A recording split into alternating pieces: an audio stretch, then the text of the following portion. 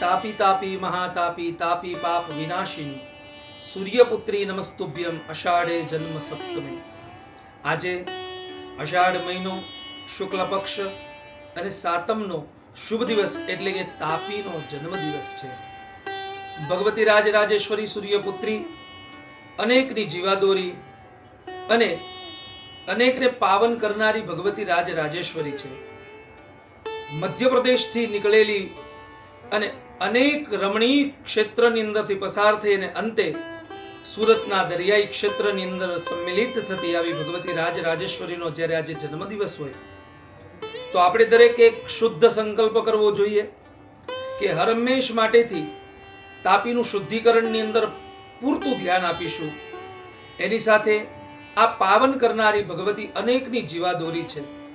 જેવી રીતના ગંગાજીની અંદર સ્નાન કરવાથી પાપનું પ્રાયશ્ચિત થાય, જેવી રીતના યમુનાજીનું પાન કરવાથી પાપનું પ્રાયશ્ચિત થાય, જેવી રીતના નર્મદાજીનું દર્શન માત્રથી પાપનું પ્રાયશ્ચિત થાય, તો તમે તમારા ઘરની અંદર જ્યારે બેઠા હો અને ત્યાં પણ જો અગર તાપી માતાનું સ્મરણ થઈ જાય છે અને વ્યક્તિ પાપમાંથી મુક્ત થઈ જતો હોય તો આવી ભગવતી રાજરાજેશ્વરીનો જન્મદિવસ છે।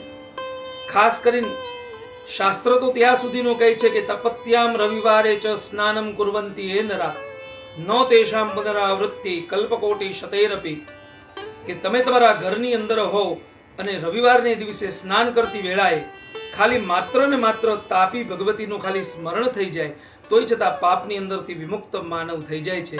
તો આવો આવી ભગવતી રાજરાજેશ્વરીનો આજે જન્મદિવસ હોય તો અનેક સુરત નિવાસીઓને તાપી મૈયાના જન્મદિવસની અનેક શુભકામના।